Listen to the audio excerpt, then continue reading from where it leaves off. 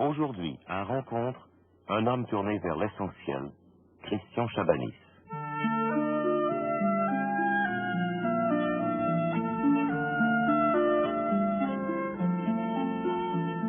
Christian Chabannis reconnaît, à la fin de l'entrevue que nous allons vous montrer aujourd'hui, que son projet de vie, c'est de parler et d'écrire sur les questions essentielles. Or, quelles sont-elles, ces questions si importantes pour Christian Chabannis? C'est tout d'abord l'existence ou la non-existence de Dieu. Et c'est pourquoi, il y a quelques années, il a interrogé plusieurs athées et réuni leurs réponses dans un livre étonnant. Dieu existe-t-il? Non. Puis, il est allé voir des croyants et il a publié Dieu existe? Oui. On a pu voir à Rencontre la plupart des personnes dont on retrouve les témoignages dans ces deux livres. L'autre grande question essentielle qui hante Christian Chabannis, c'est la mort. Il a donc publié en 1982 La mort, un terme ou un commencement. On y trouve les témoignages d'incroyants, d'agnostiques et de croyants divers. Voici donc cette rencontre avec Christian Chabannis, qui est interrogé chez lui, à Paris, par Marcel Brisebois. Christian Chabannis, vous avez publié déjà quelques ouvrages, des entretiens sur Dieu, sur son existence, sur la mort. Comment choisissez-vous vos interlocuteurs? Je choisis d'abord des thèmes, au sein du thème général. Par exemple, à propos du livre sur la mort, j'ai pensé à un certain nombre de questions à poser. La mort de l'autre dans le couple, la mort de l'enfant, la mort dans le règne animal, la mort du point de vue du biologiste. Et j'ai aligné ces interrogations et ces questions. Et ensuite, j'ai mis un nom sur ces questions. Je me suis demandé avec qui je pourrais les traiter de la meilleure façon possible. Parce que rien que les questions que je viens d'aligner vous montrent que j'étais incapable de les traiter seul. La mort de l'autre dans le couple, Dieu merci, j'ignore ce que c'est. Et j'ai pensé que je pouvais en parler peut-être abstraitement, en philosophe par exemple, mais qu'il me serait difficile d'en parler concrètement, sinon avec quelqu'un qui avait perdu sa compagne ou son compagnon. Et de même la mort de l'enfant. Si j'ignore ce qu'elle dit et ce qu'elle représente pour un père, mais ou une mère, et c'est donc avec les êtres qui ont vécu. Alors j'ai cherché parmi les êtres que je connais ceux qui avaient vécu cette expérience par exemple. Ou pour le biologiste, ceux qui accepteraient et qui pourraient poser cette question dans la perspective où je souhaitais la poser. Qu'est-ce que ça veut dire pour vous rencontrer quelqu'un d'autre, quelqu'un souvent de différent, qui ne partage pas vos opinions, vos convictions? Qu'est-ce que ça veut dire rencontrer quelqu'un qui soit autre, qui soit différent?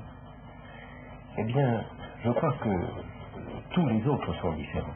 Je crois à l'identité tout à fait particulière de chaque être. La géographie le montre très bien. Quand il nous est enjoint par l'Évangile de devenir des saints, on pourrait imaginer justement que tous les saints vont se ressembler dans des niches. Et puis quand on lit la géographie, on s'aperçoit que plus un saint devient saint, plus il est original. Au point même que quelquefois l'institution religieuse a de la peine à reconnaître la sainteté et la personne sous la forme originale qu'elle prend. Et je sais qu'un évêque humoriste, il en existe, voulait qu'on ajoutât à la litanie des saints cette ultime prière, mais ô mon Dieu, par-dessus tout, délivrez-nous des saints vivants. Parce qu'en effet, chaque fois que nous sommes appelés au plus profond de nous-mêmes, notre originalité est irréductible à aucune autre. La manifestation même de la sainteté, c'est la manifestation de l'originalité irréductible de chaque être.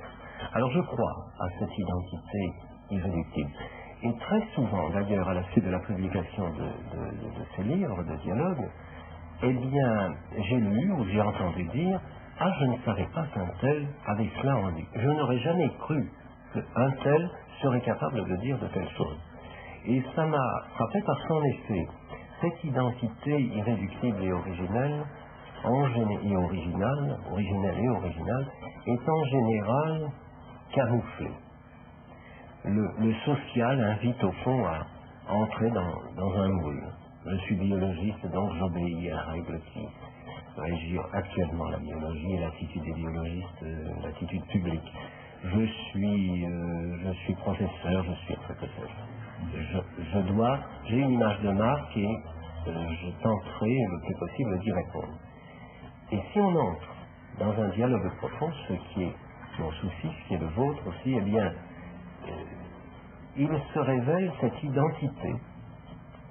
Comme dit l'Évangile, le Christ appelle chacun par son nom. Or, vous savez que les noms dont on affuble les êtres ne correspondent que très rarement à leur identité originelle. On dit que quelqu'un c'est un imbécile, c'est un intelligent, c'est qu'a-t-on dit quand on a dit ça? Tandis que le Christ ne les appelle ni intelligents, ni imbéciles, il les appelle de leur nom, qui fait que c'est très, très visible avec les apôtres, ils se lèvent, mus par une force qui n'est pas la force dont le Christ use envers eux, pas du tout, puisqu'il les appelle simplement par un nom. Ils se reconnaissent dans ce nom. Alors j'essaie, dans ces dialogues profonds, de toucher au nom radical de l'être, et il m'est apparu presque toujours que cette parole venait, cette réponse venait. Quels sont les interlocuteurs qui vous ont le plus marqué ou frappé? Tous. Mais pour des raisons différentes. Je me souviens d'une question, la même question posée sous une forme différente. On me disait par exemple à propos de vos rencontres avec les athées, de vos rencontres avec les croyants, lesquels vous ont le plus touché. J'avais répondu toutes. Mais avec les athées, j'avais le sentiment de parler de quelqu'un que je connais, enfin en qui je crois, et qu'ils ne connaissent pas, et le dialogue prenait quelquefois un caractère pathétique. Et avec les croyants, j'avais le sentiment, au contraire, de parler ensemble de quelqu'un que nous aimons ensemble. Mais la joie ou l'intérêt était différent, mais tout de même il était égal. Vous avez écrit par exemple un ouvrage, c'est l'entretien, Dieu existe-t-il? Non, Dieu existe-t-il? Oui. Est-ce qu'il est arrivé que certains de vos interlocuteurs, qui avaient accepté que le texte soit publié, vous le dites, tous ces textes ont été présentés d'abord, mes interlocuteurs ont accepté ça. Est-ce qu'il est arrivé quand même que, dans le temps, ces interlocuteurs aient changé, aient évolué? Plusieurs. Oui. Roger Garaudy, par exemple, au moment où nous avons publié Dieu existe non, s'affirmait encore athée. Aujourd'hui, il se situe différemment. Ionesco avait d'ailleurs été choqué par le titre Dieu existe non, parce que il m'a fait remarquer ensuite que ça ne correspondait pas véritablement, et même déjà à l'époque, à ce qu'il aurait dit. Il se présentait plus volontiers comme agnostique que comme athée. Ces réserves n'allaient pas jusqu'à la négation radicale qu'implique l'athéisme. Et alors à propos de Ionesco, eh bien depuis ces années-là, c'est-à-dire 8 ans, nous nous sommes retrouvés, et nous nous sommes retrouvés à la même table de communion. Et je ne sais pas ce que intérieurement il a vécu avec le Christ, mais le résultat était que, au cours d'une rencontre, nous avons assisté ensemble à la messe, et il a communié, nous avons communié côte à côte. C'est donc que depuis, il a suivi un chemin personnel, tout à fait personnel, dans cette voie ouverte par l'interrogation que nous avions menée, un chemin personnel qui l'a conduit à rencontrer quelqu'un, avec majuscule. Ce quelqu'un dont il disait justement qu'il ne l'avait jamais rencontré. Et que les mystiques, peut-être, avaient aperçu quelque chose qu'ils n'apercevaient pas. Alors, j'ai vu cela chez Ionesco, j'ai vu chez d'autres que je n'ose pas nommer parce que le cheminement est encore très, très mystérieux pour qu'on lui donne un nom, mais je pense à un sociologue qui m'avait dit, dans cet ouvrage sur l'athéisme, qui m'avait déjà dit, certes je suis athée, mais je me situe dans ce que j'appellerais, disait-il, le néo-athéisme, et il disait, j'ai le sens profond du mystère. Christian Chabanis, je ne voudrais pas vous réduire à n'être qu'un auteur. Merci. Et je voudrais vous demander les rencontres que vous avez faites dans votre vie. Quelles sont celles qui vous ont le plus marqué? je reprends ce que vous disiez, oui, je ne suis pas vraiment un auteur. Et tout à l'heure, nous cherchions des livres. Je n'ai chez moi pratiquement aucun des livres. Je les donne parce qu'on me les demande, et je n'ai presque aucun des livres que j'ai écrits. Et je les oublie d'une certaine manière aussitôt. Mais ce que je n'oublie pas, c'est la rencontre. Alors, les rencontres qui m'ont le plus marqué, encore une fois, toutes. Non, mais indépendamment peut-être de ces gens dont vous avez publié les textes. Oui. Les grandes rencontres. C'est parce que vous avez publié des ouvrages sur Gustave Thibon. Est-ce que c'est un homme important pour vous? En quoi est-il important? Je vous réciterai par cœur. Nous avons échangé une très longue correspondance et nous continuerons à le faire. Mais le texte d'une lettre qu'il m'écrivait quand j'avais une vingtaine d'années. Il me disait: les sentiments d'affection sont difficiles à exprimer chez tout entre hommes. Mais je veux que vous sachiez une fois pour toutes que je me sens profondément lié à vous, non seulement par les idées qui nous sont communes, mais par ce qu'il y a de plus irréductible et de plus secret dans nos âmes. Car en vérité, je me sens très seul, et vous êtes une des rares présences qui m'atteignent dans ma solitude. Eh bien, j'aurais pu lui écrire les mêmes mots. La rencontre avec Gustave Thibon a été une rencontre d'âme, comme il le dit, et une rencontre essentielle. Au-delà même des idées qu'on peut partager, j'ai vu à travers lui et à travers une amitié, et je le vois toujours puisque cette amitié dure encore, j'ai vu, et le temps n'est pas indifférent à l'affaire, justement, quelle est la durée dans l'amitié joue un rôle important, parce que nous avons vécu des heures différentes et nous les avons vécues ensemble d'une certaine manière. Eh bien, j'ai vu, à travers cette amitié, où était la réalité humaine. Alors, les grandes rencontres sont de cet ordre-là. J'ai la joie d'être, je n'ose pas parler d'une amitié, mais j'ai la joie de rencontrer personnellement chez lui le Saint-Père, Jean-Paul II. C'est de cet ordre-là. J'ai vu, bien sûr, je sais qu'il est le vicaire du Christ, et c'est ma foi qui me le dit, mais je sais aussi, et je vois quel homme il est. Je vois comment un homme a fait entrer, par exemple, l'invisible dans son existence. Et comment cette existence dépendante de l'invisible a pris cette espèce d'éclat dans le visible qui rend éclatant à tous quelque chose qui pourtant ne peut pas se définir. À travers lui, tout le monde sent qu'il existe dans une dimension infinie, sans qu'on puisse pour autant dire cet homme est l'infini. Il n'est qu'un homme. Eh bien, une rencontre comme celle du Saint-Père, de Jean-Paul II, m'a permis aussi de vérifier que l'humain était fait pour ça. Et alors je dirais que les rencontres quotidiennes, je pense à des amis paysans de mon village natal, qui me sont très chers, qui sont des rencontres de la vie quotidienne. J'ose parler tout de même de ma femme. Mais j'allais y venir précisément, j'allais y venir. Elle a... Je pense à 1000 moments qui me passent sous les yeux en ce moment, mais par exemple, quand, dans l'instant où elle a mis au monde, j'ai assisté aux accouchements, à la naissance de nos enfants, dans l'instant où elle a mis au monde ses enfants, j'ai vu qui était la femme, comme jamais aucun discours ne pourra me le dire. J'ai vu ce moment où elle était nous trois, n'est-ce pas? Ce moment où elle portait nous trois, elle, l'enfant et moi, en quelque sorte dans l'enfant. J'ai vu qui elle était, et là encore, dans une dimension que seule la rencontre concrète et réelle pouvait me prouver. Les enfants aussi sont des rencontres permanentes et quotidiennes de la vérité humaine. Je suis très sensible à la parole de l'Évangile, laissez venir à moi les enfants, le royaume leur appartient. Et il appartient à ceux qui leur ressemblent. Et je suis très attentif à l'enfant. Si j'avais eu une vocation religieuse, je crois que je l'aurais consacrée à l'enfant. Que représente pour vous, justement, votre vie de famille, votre vie de couple? L'essentiel. L'essentiel.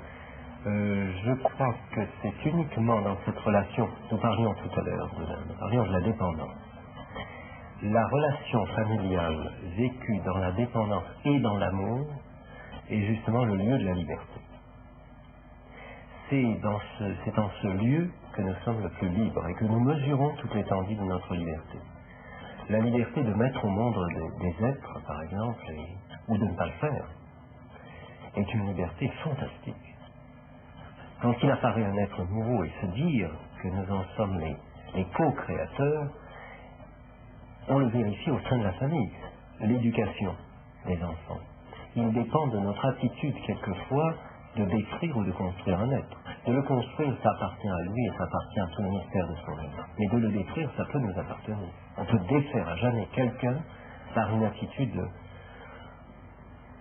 qui se place à côté de lui.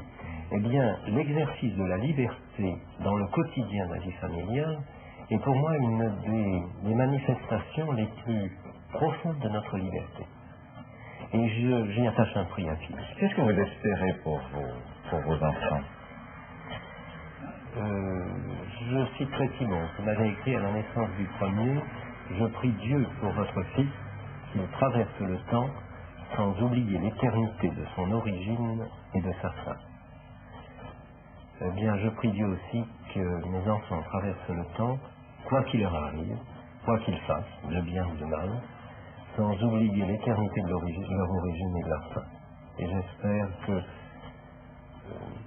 j'ai été très frappé, souvent, par le fait que des pères et des mères qui avaient donné même un exemple, et en tout cas une éducation religieuse à des enfants, les voyaient un peu plus tard, comme ils disent, mal tournés, c'est-à-dire perdre la foi, entre guillemets. Ça m'a beaucoup frappé. J'ai vu aussi des enfants, gens dont la qualité morale est reconnue, se révolter contre. Alors j'ai été tellement attentif à cela et tellement sensible à cela que j'espère ne donner à mes enfants que le désir dont vous parliez tout à l'heure, que le désir de voir quelque chose d'un peu net et d'un peu grand dans leur existence. Mais je ne voudrais pas du tout qu'ils adoptent ma religion. Je voudrais qu'ils rencontrent qui j'ai rencontré, parce que je pense que c'est inévitable de le rencontrer. Je le souhaite, je l'espère, mais je ne sais pas du tout, je n'attends rien je n'attends pas en tout cas qu'ils me ressemblent à ce que je suis. J'attends qu'ils ne ressemblent qu'à eux-mêmes, qu'ils aient leur propre destinée, même si cette destinée devait m'étonner, me surprendre et peut-être me faire du mal. Est-ce que vous êtes un homme ambitieux? Certainement, oui. Mais alors, dans quel sens? Pour vous-même, pour vos enfants, une ambition sociale, une ambition... Oui, pas sociale, non. Très souvent, je me suis dit, encore récemment, j'ai même écrit, il n'y a pas très longtemps, sur des carnets où je note des choses, je notais, et profondément je le ressentais, n'être rien, n'être personne. N'être rien, n'être personne pour la place publique. Il arrive que je sois très gêné. Là, je suis très à l'aise avec vous, certainement parce que toute votre équipe et la relation était immédiate. Mais la situation publique me paraît pleine d'ambiguïté, pleine de vulgarité. Je trouve qu'on s'éloigne du profond de l'être à mesure qu'on devient plus un être public. J'allais vous demander justement, vous avez une certaine vision de l'homme, vous avez une certaine vision de l'homme en lui-même, au plus profond de lui-même, dans sa relation avec les autres, et en particulier dans la famille. Quel type de société voyez-vous? Est-ce que vous êtes un homme refermé sur votre foi, votre famille, votre métaphysique, vos questions, ou si vous pensez aussi qu'à partir de là, vous avez une certaine vision de la société, quelle serait cette vision? Alors je crois que, et notre temps l'exige, notre temps a besoin de témoins.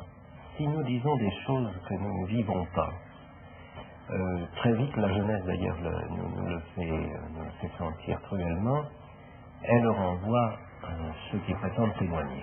La place publique est devenue cruelle à cet égard, et heureusement, elle renvoie ceux qui ne témoignent pas de ce qu'ils vivent. Alors, ce que j'aimerais, ce que je souhaite de toute mon âme, d'abord, c'est vivre quelque chose. Invinciblement, on le partage avec les gens qui vous entourent, dans un entourage immédiat. Et puis, invinciblement aussi, vous êtes appelés, devant le manque dont témoigne la société, à témoigner plus loin. Mais je dirais que si vous avez la volonté personnelle de le faire, et cette seule volonté, ce témoignage est inutile. Si vous vous dites, je suis ceci, je vis telle chose, je vais donc en témoigner afin que tout le monde vive la même chose, comprenne la même chose, je dirais que c'est perdu d'avance. Est-ce que vous voulez me dire qu'on ne peut témoigner qu'avec d'autres? Pas exactement. Je veux dire qu'on ne peut témoigner que si on vous appelle réellement à le faire, parce qu'on a senti que vous pouviez le faire. On ne peut témoigner que si l'appel qui vous est lancé de le faire vous dépasse vous-même. Si c'est les autres, en effet, qui vous l'annoncent. Si brusquement ils vous disent, vous avez vécu telle chose, alors dites-moi comment vous l'avez vécu. Vous avez vécu telle difficulté, dites-moi comment vous l'avez surmontée. En ce sens, alors, le témoignage mérite d'être donné. Mais si c'est de votre propre volonté et pour votre propre gloire que vous décidez de témoigner de ce que vous vivez personnellement, je dirais que le témoignage est déjà suspect, presque, n'est-ce pas? Si c'est pour votre propre gloire, pour votre propre ambition, pour devenir un être public, je dirais que c'est perdu d'avance. Vous avez l'impression que l'Église actuellement témoigne vraiment de ce qu'est sa foi? Quelle question encore? Je Et l'espère. je me demande de l'intérieur. Ah oui, je l'espère, mais je dois dire que dans ma propre demande à l'endroit de l'Église, car j'ai une demande, eh bien je n'ai pas toujours, il faut le dire, reçu non seulement la réponse que j'attendais, mais une réponse. J'ai quelquefois reçu des réponses bien décevantes et même révoltantes. Quand j'ai demandé, car c'est la première question que l'on peut poser à l'Église, dites-moi Dieu, eh bien, l'interlocuteur à lequel je m'adressais, qui représentait l'Église, ne m'a pas toujours répondu. Et loin de là. Cependant, l'Église universelle donne cette réponse. Il suffit de chercher un peu. Il suffit de regarder dans la direction de Mère Teresa, il y a une réponse. Et puis sans aller aussi loin, il suffit dans la communauté parisienne, par exemple, d'Église, il suffit d'être un peu exigeant, de chercher un peu, d'aller au-delà de certaines déceptions, et toujours la réponse pour moi est donnée quelque part. Alors, il est vrai qu'elle n'est pas donnée toujours immédiatement. C'est peut-être la loi du genre. Est-ce que vous ne seriez pas plus à l'aise comme chrétien si vous pouviez vous séparer de l'Église? Je dirais que je ne serais plus chrétien. Vraiment, je ne serais pas à l'aise du tout. Votre relation au Christ n'est donc pas de vous au Christ, elle s'insère dans une relation d'Église. Elle est de moi au Christ, mais elle est aussi du peuple de Dieu au Christ. Je fais partie d'un peuple. Il a appelé tout un peuple, il a appelé toute l'humanité à cette rencontre. Ça m'apparaît vague, ça m'apparaît... Pour le moment, c'est vrai. Mais je dirais que je participe de cette rencontre de ma famille et de tous, de cette rencontre du Christ avec l'Église. Si elle était uniquement mon bien personnel, je me serais suspect à moi-même. Cependant, le premier commandement, et le second qui lui est semblable, dit bien, tu aimeras le prochain comme toi-même. La mesure de l'amour du prochain, c'est donc l'amour de soi-même, ce qui est assez mystérieux, et une exigence assez mystérieuse. On ne peut donc pas aimer le prochain si l'on ne s'aime pas soi-même. C'est une exigence qui montre bien la part personnelle, et tout à fait personnelle, qu'il y a dans notre relation avec Dieu. Elle implique que Dieu nous apprenne d'abord à nous aimer nous-mêmes, donc à surmonter quelquefois la distance que nous avons envie de prendre avec nos faiblesses, avec ce que nous sommes, de pécheurs et de pauvres. L'amour que Dieu nous donne de lui commence à l'amour de nous-mêmes. C'est d'ailleurs un enseignement qui est légèrement oublié aujourd'hui. L'amour de la communauté passe, et l'amour de l'autre passe par l'amour de nous-mêmes. Et l'amour de nous-mêmes ne passe pas par l'amour de la communauté. Alors en ce sens, en effet, il était un peu vague de dire que je fais partie d'un peuple de Dieu qui va à la rencontre du Christ et réciproquement. La rencontre est personnelle ou elle n'est pas. Et il est bien dit que l'autre m'apparaît dans sa vérité dans la mesure où je me suis apparu à moi-même dans ma vérité. Alors il est vrai que j'ai besoin de l'Église pour cela, en ce sens que c'est elle qui me présente les autres dans une communauté particulière, qui me montre que l'on peut vivre ensemble cet amour que l'on vit seul avec Dieu. Alors en ce sens, j'ai besoin de l'Église, parce qu'elle me prouve ce que je disais tout à l'heure, que la rencontre est possible avec les autres dans le Christ. Et je ne pourrais pas vivre sans l'Église, l'amour de Dieu. Je le sens aussi profondément. Quel est votre projet, Christian Chabannis? J'espère qu'il est celui de Dieu sur moi. C'est-à-dire que j'essaie de découvrir ce que... J'éprouve quelquefois de l'étonnement. Vous m'amenez, moi laïque, père de famille, homme qui aime la vie, à parler de choses divines et de choses qui, apparemment, devraient être réservées aux hommes d'Église. Alors je m'interroge quelquefois, je me demande, mais pourquoi suis-je amené à donner un tel témoignage? Pourquoi je ne parle pas seulement d'autre chose, de mon pays, de la Provence, par exemple, que j'aime? Pourquoi je ne parle pas de mes vacances ou de mon travail ou de l'écriture, simplement, comme certains écrivains qui ne parlent que de l'écriture et de ce que ça représente? Pourquoi, invinciblement, suis-je amené à parler de questions essentielles? Alors je me dis, c'est que certainement il y a un projet pour lequel je suis fait et qui ne dépend pas entièrement de moi. Alors mon projet, ce serait véritablement de coïncider avec cette exigence qui est en moi et qui ne vient pas uniquement de moi, de faire en sorte que toute mon existence coïncide avec cette exigence. Christian Chabannis, je vous remercie. Rappelons que Christian Chabannis, qui est marié et père de famille, a publié 3 ouvrages qui ont connu un grand succès. Dieu existe-t-il? Non, paru chez Fayard. Dieu existe? Oui, dans lequel on peut lire les dialogues de Christian Chabannis avec des croyants, paru chez Stock. Et La mort, un terme ou un commencement, paru chez Fayard en 82, et qui comprend les opinions souvent fort différentes de 21 personnes. La première rencontre avec Guy Laboirie, commandant d'un vaisseau de guerre et chrétien à la recherche de la paix, sera diffusée mardi prochain, même heure.